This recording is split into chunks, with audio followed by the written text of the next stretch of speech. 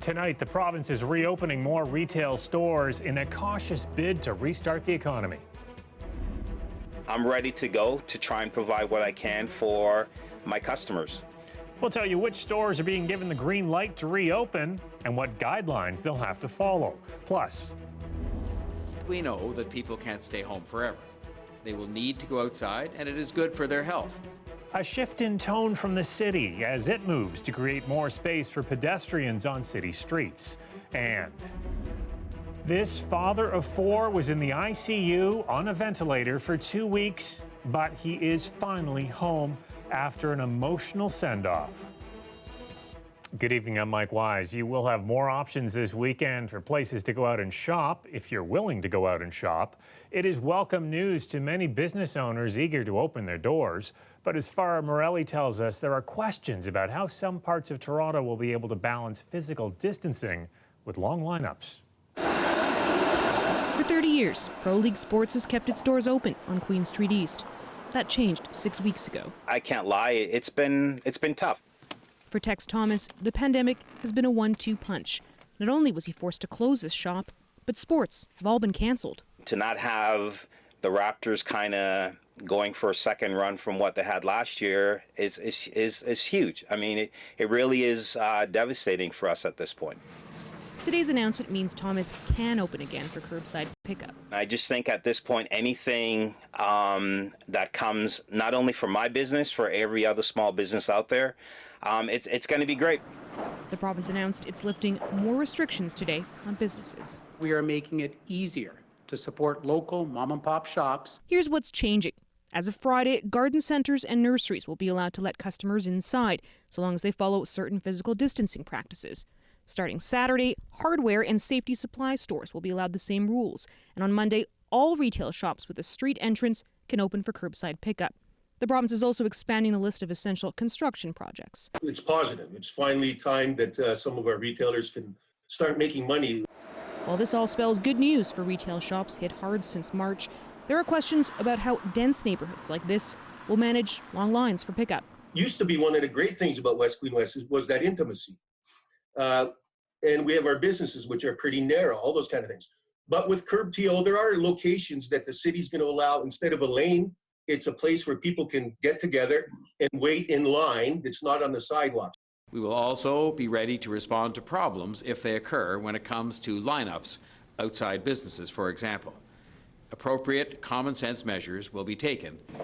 While there's logistics to map out for Monday, Thomas says he's ready.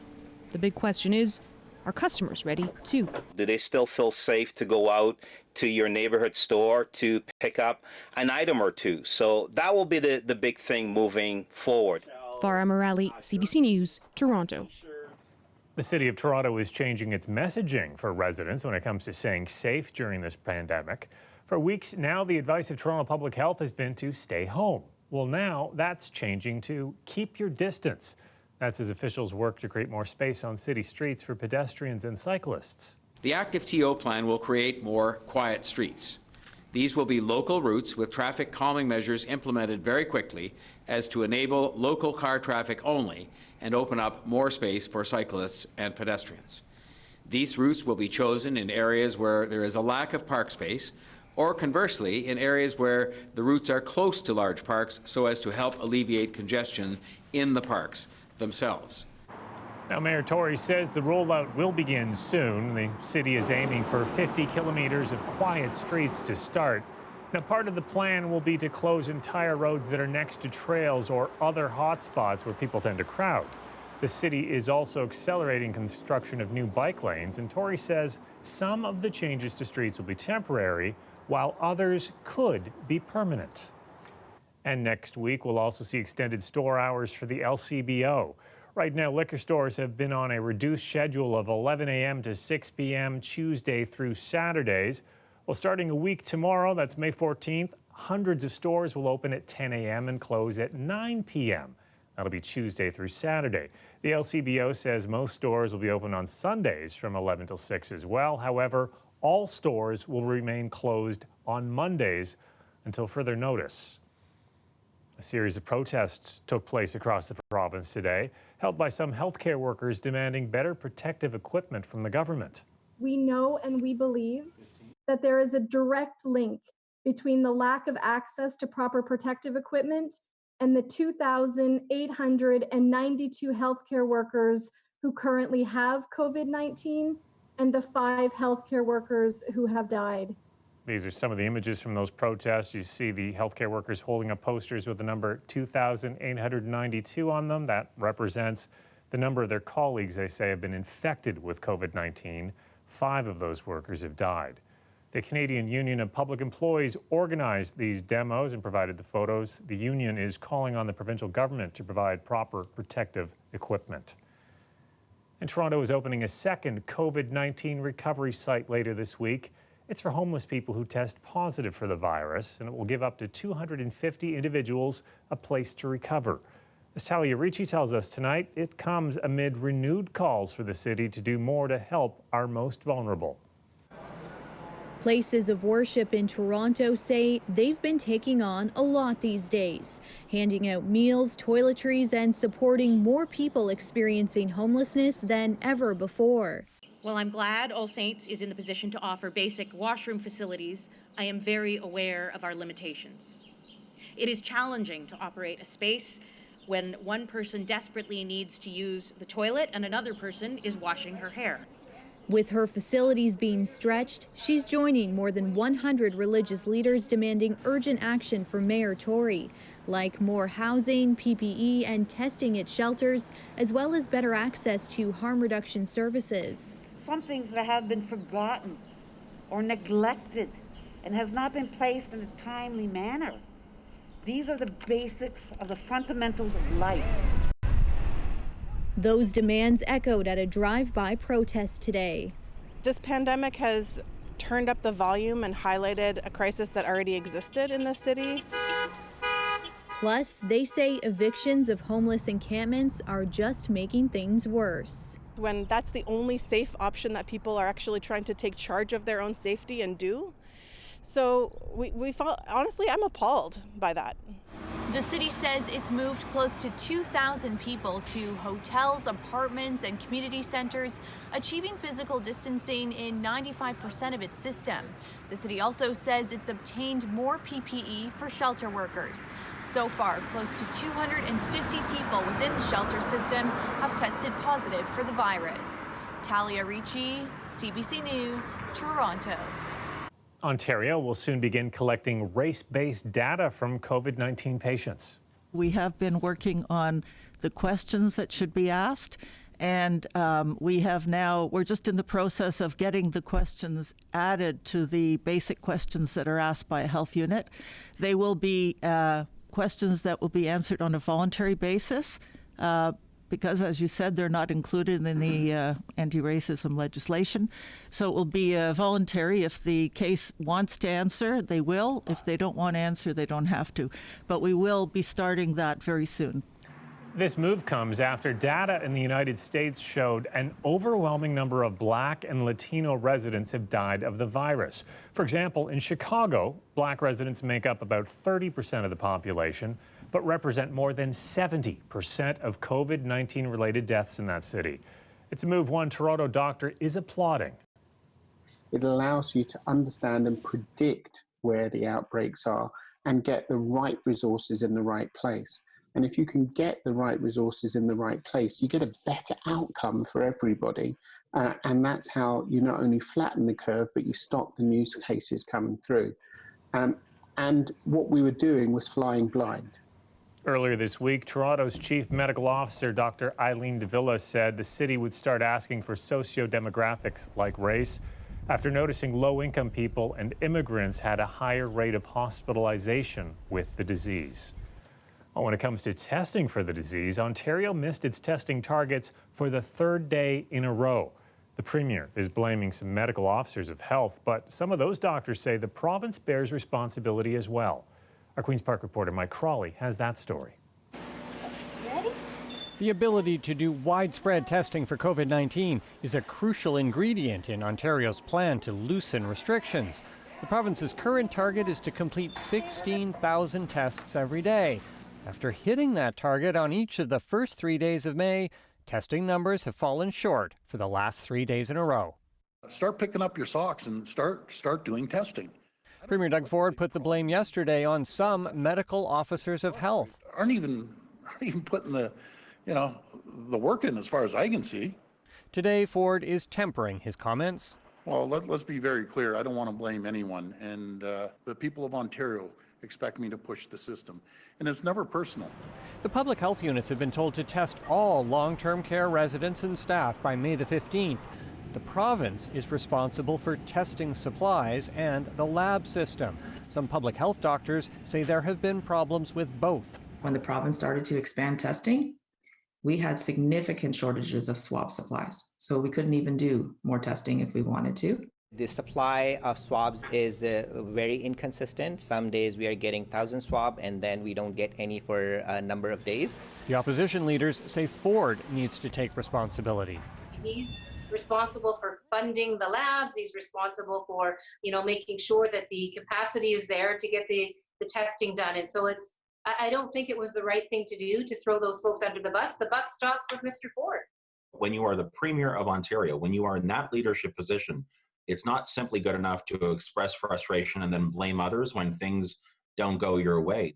It's far from clear which public health units are lagging behind on testing, if any. Ford is not naming names. We asked the government how many tests each public health unit has conducted. Provincial officials said they can't tell us. Mike Crawley, CBC News, Toronto. Well, the government's long-touted new blue license plates are now officially history after months of questions and a botched rollout that was ridiculed on social media. Look, you can read that one, but what the is that? You may remember videos like these circulating online as the new plates started showing up on people's vehicles. People quickly noticed just how hard or near impossible they were to read in the dark. Now, at first, the government defended the plates, but the government was later forced to concede there was a problem.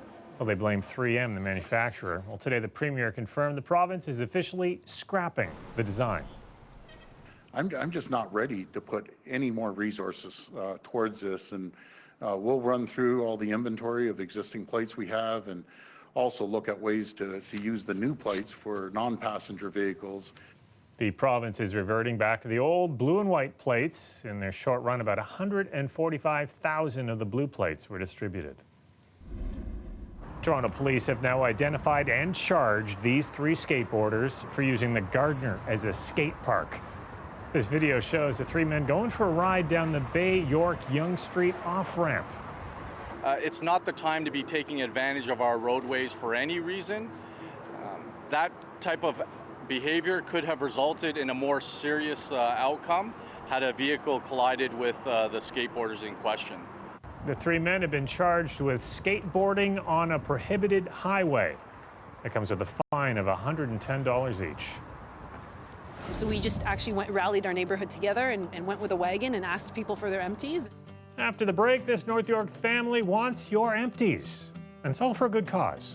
We'll have that story coming up. Plus, well, with some cold temperatures getting very close to the GTA, we are looking at some areas with a frost advisory tonight. I'm meteorologist Colette Kennedy. I'll fill you in on those areas, but also take a look at how cold the temperatures are going to get as we go towards the weekend. That's all coming up after the break.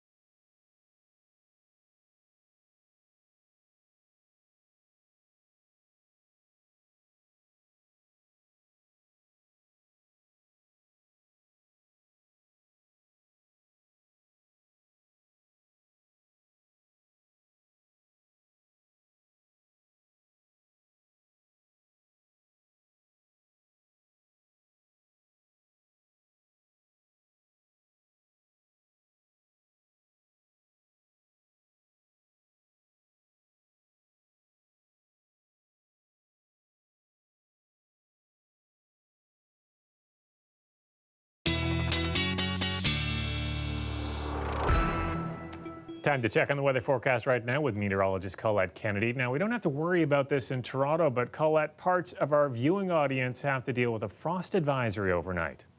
Yeah, that's exactly right, Mike. So we do have the frost advisory, and it stretches around Hamilton, the Niagara region, over towards Sarnia, Chatham, Kent, areas in between. You are included in this. And so for some of that tender vegetation, I know some of it you can't protect at this point. For that, those that you can or are able to, or plants that folks you can bring back inside, you may be wanting to do that with those temperatures dropping close to freezing there. Let's just take a look at the record low, shall we? So back in 1968, it was minus 3.9. We don't have to worry about that. I just am pointing it out because by the time we get to Saturday morning, we might start to flirt with our record lows. It's minus 2.2 for that day, and we're going to be pretty close. So that's what's coming our way. Our average highs and our average lows, you see those there as well as we have a look at the almanac. And some of the highs from today, you know, we had some milder temperatures with sunshine to the north of the city. In fact, Muskoka coming in at almost 15 degrees today, Peterborough at 15, whereas in Toronto it was 12 degrees. And on the island, even with full sun, because of the lake effect, there was only a high of 8 degrees there. High pressure continues building in tonight, clearing the skies out. It's part of the reason that we're going to see these issues with some patchy frost development and the temperatures kind of falling off, but it's pretty short-lived. So that high is going to leave us. As we get towards the day tomorrow, we'll start to see a little bit of light precipitation moving in with some scattered showers, quite possible tomorrow into the morning hours and especially as we go into the early afternoon hours here, but it will be showery activity through the GTA. Southwestern Ontario, you have a chance there as well, but it will be a little bit slimmer. Probably see a little bit of something through the London area, but not necessarily back into Windsor, Sarnia. You have a risk there too, as you do tonight. Now, this pocket of much colder air, it's a pretty big pocket, isn't it? That's going to be coming in for Friday. So that's going to kind of overtake things as it does. Our temperatures are actually going to plummet. So our daytime highs, 5-6 degrees for Friday, Saturday, and our overnight lows, especially Friday night into Saturday morning, that's where we're dropping down to minus 2 on that day, and that's where the record low is minus 2.2 for Pearson. Overnight tonight, that patchy frost, again, 1 degree for Sarnia, 0 for London, towards Windsor, Leamington, little milder, 3 degrees, certainly milder there through tomorrow, especially with some sunshine, whereas we're into the cooler air and some northwesterly winds in other areas that are going to be a bit breezy, and that's going to make it feel chillier. Your overnight lows through the GTA could get closer to 0 around Markham, but you should stay just above. Highs 11, might make 12 degrees tomorrow. It's not going to be a rain event all day or anything like that. These are scattered showers that we'll be seeing moving around. And there are those highs for Friday. Even Thursday night, Friday morning is going to be a cool start. 0 is that low. Minus 2 into Saturday. Breezy conditions 6. Some flurries still possible both Friday and into Saturday. But for Mother's Day, we get out of that big pocket of colder air, and Mike will actually see the temperature going up to 10 degrees, and we should have a nice mix of sunshine mixed in with the clouds on that day. Well, good. Something good for Sunday. Thanks, Colette. You're welcome. Weather Update is brought to you by Trane, the most reliable heating and cooling brand. We test, so it runs. Take advantage of special offers now. It's hard to stop a Trane. Do you have some empty bottles piling up? Well, instead of taking them back for a refund, a family in North York is asking you to donate them. They started a bottle drive to raise money for their local hospital. Greg Ross has more. This storage locker filled with bottles and cans is headed back to the beer store, with all the proceeds going towards the Humber River Hospital Foundation. It's the second load in less than 2 weeks. The first pickup that we got was about $400 worth of empties, so we figure about 2,000 or so bottles. Andrea Wooland and her husband George Diavolitzis and their 2 kids, Sia and Xander, started the drive when they realized they had bottles piling up in their basement. They figured others in the neighborhood would as well. So we just actually rallied our neighborhood together and went with a wagon and asked people for their empties. Initially, they were storing them in their driveway, but the response was so overwhelming, they moved to the Safe Storage Depot on Wilson Avenue, just down the street from the hospital. The storage company not only donated a locker, they made it easy for anyone else to come and donate. There's a door that's left open during the day. People can pull their car up to that door and they can just pop it open and shove their empties in the locker. And that was perfect for this man who just happened to have a few extra empties today. Actually, I have some tequila bottles from yesterday. It was a Cinco de Mayo. Everyone's trying to do their own part to help out.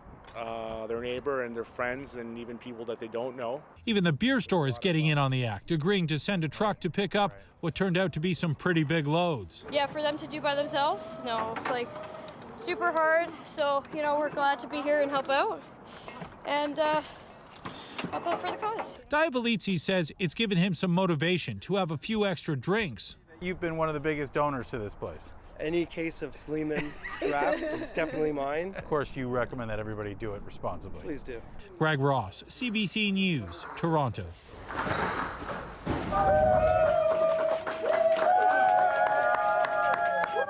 Those are cheers for a man who finally got out of the ICU at Humber River Hospital.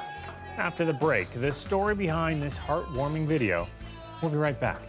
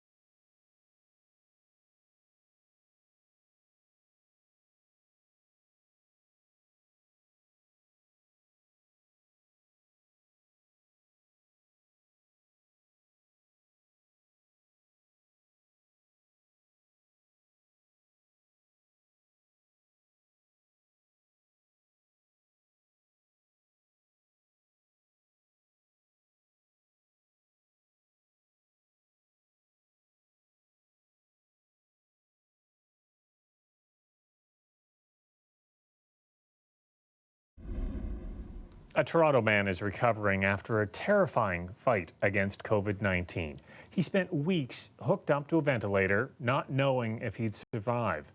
Tonight, he's sharing his story and video of his emotional send-off from hospital with our Natalie Collada.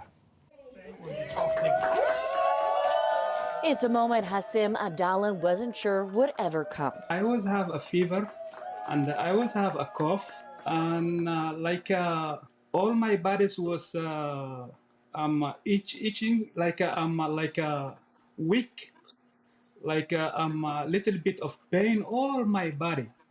It was like that. And it got worse. Diagnosed with COVID-19, the father of 4 was sent into intensive care at the Humber River Hospital. For 2 weeks, Abdallah was hooked up to a ventilator. For the ventilating and the oxygen, and there is a lot of hard things that I cannot describe for.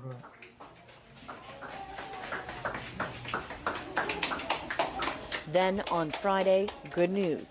He was moved out of the ICU with a send-off from the hospital. Oh, it makes me cry. First of all, I'm gonna very thanking for the ICU unit, everybody of them, the nurses, the doctors, every of them.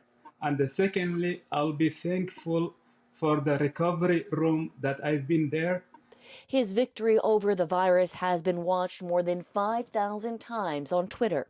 Today, the president of the hospital saying in a statement, having a moment like this where a patient comes off ventilation and becomes well enough to leave our ICU is incredibly exciting and restorative for everyone. There was a grateful, I cannot describe. I cannot tell. If I try to tell, I cannot finish until tomorrow. And for the 53-year-old, there will be a tomorrow. And that's really something to celebrate.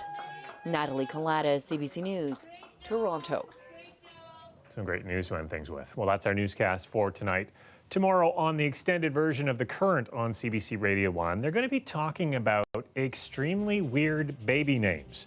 This, of course, is inspired by Elon Musk's new son. His name is a mix of mathematical variables, elfin words, and the name of an aircraft. We can't put it on the screen. It is unpronounceable, and it's also apparently illegal in the state of California. A panel will talk about why weird names are becoming more and more common. That's something I know nothing about. I have the most popular boy's name in Ontario from the 1960s through most of the 90s. I'll see you back here tomorrow night at 11. Good night.